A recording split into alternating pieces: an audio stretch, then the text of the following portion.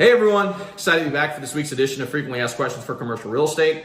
Coming to you live from our new house in J-Town. As you can hear from the echo, there's really not a whole lot in here. We're still trying to move all our stuff in and get settled. So I'm really going to be excited in the coming weeks once we get everything settled, and then we'll be in our new home, which is really exciting. So in today's video, what I thought I'd do is provide you with some feedback based on some of the deals that I've been involved with over the last few months.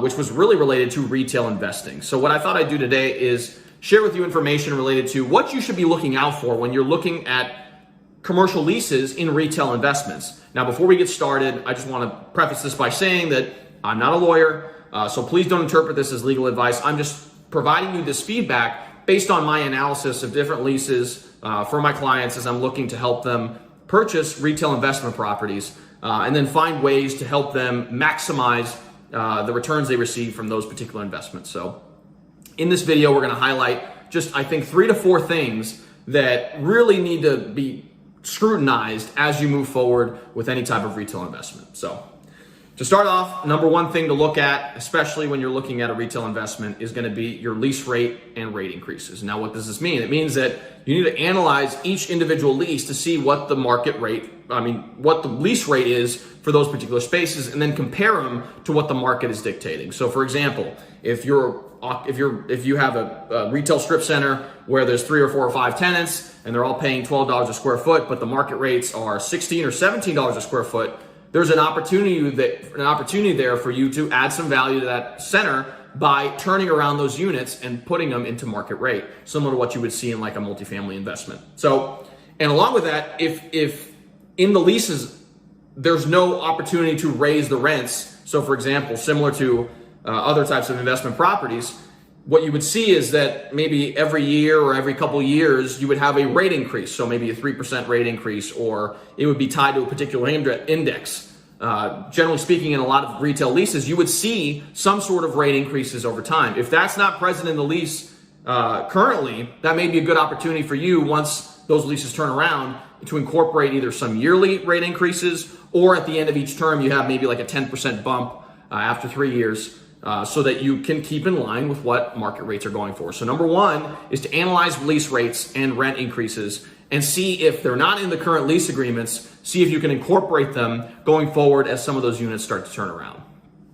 So number 2 thing to look at, which is extremely important, is the lease term and options. Now, what do I mean by this? I mean lease term in the sense that how long are the leases? Generally speaking, when you have longer lease terms, it's beneficial for the landlord. The reason why is because it offers you stability over a longer period of time. However, if the lease terms are extremely long and lease rates are low, that may be a detriment to the landlord, because now it's going to take you a lot longer to turn over that unit so that you can achieve closer to market rents for that particular property. Not only that, but there's something known as options, which I've kind of talked about in previous videos. Essentially what an option is it gives the tenant the right to re-up on their lease at a specific period of time. So for example, let's say a tenant is occupying a space on a 3-year lease.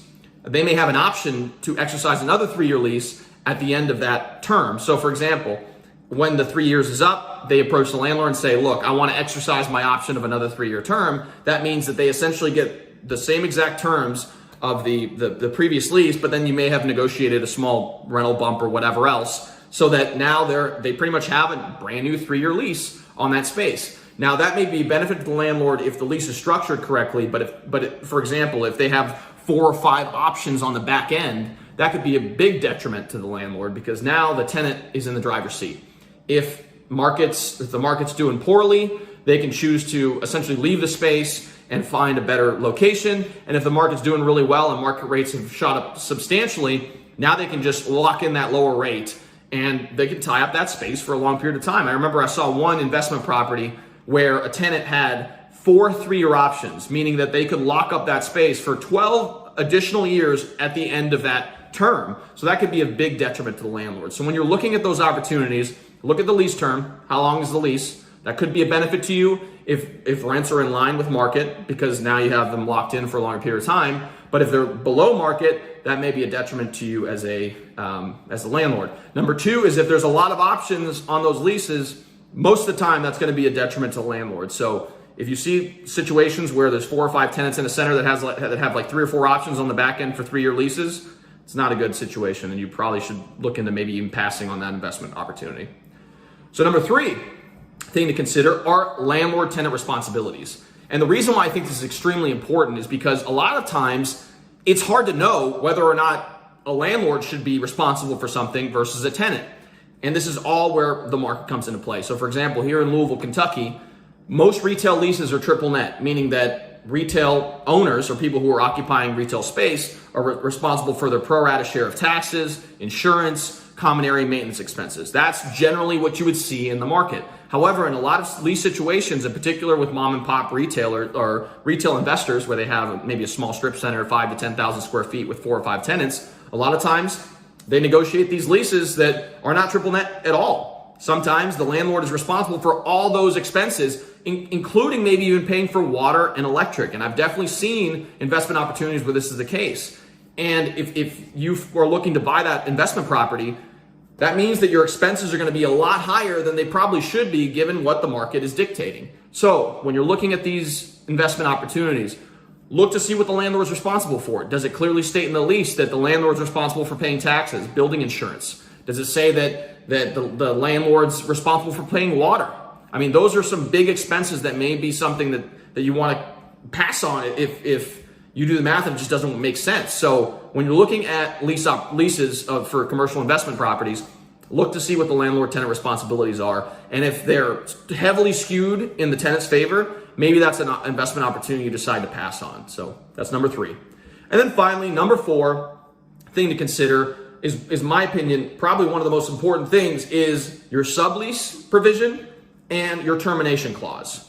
Now, what a sublease provision is that it allows the tenant in a space to lease their space to a third party. Generally speaking, a lot of lease agreements have those clauses in place. However, the landlord should have at least a say in who occupies that space. And generally speaking, the landlord would not allow them to lease space to a third party, would not allow the tenant to lease a space to the third party if they weren't of equal or greater financial standing. Now, I've definitely seen leases where the tenant can just lease the space to whoever they want, and the landlord has no say in it. That could be extremely detrimental to a landlord. So that's something you really do need to consider. And then number 2, like I said, termination clause. What does a termination clause mean? It means that the tenant has the opportunity to just terminate the lease given this a certain term. So let's say they sign a 5-year lease and they have a termination clause that says after 3 years is up, they have the right to terminate the lease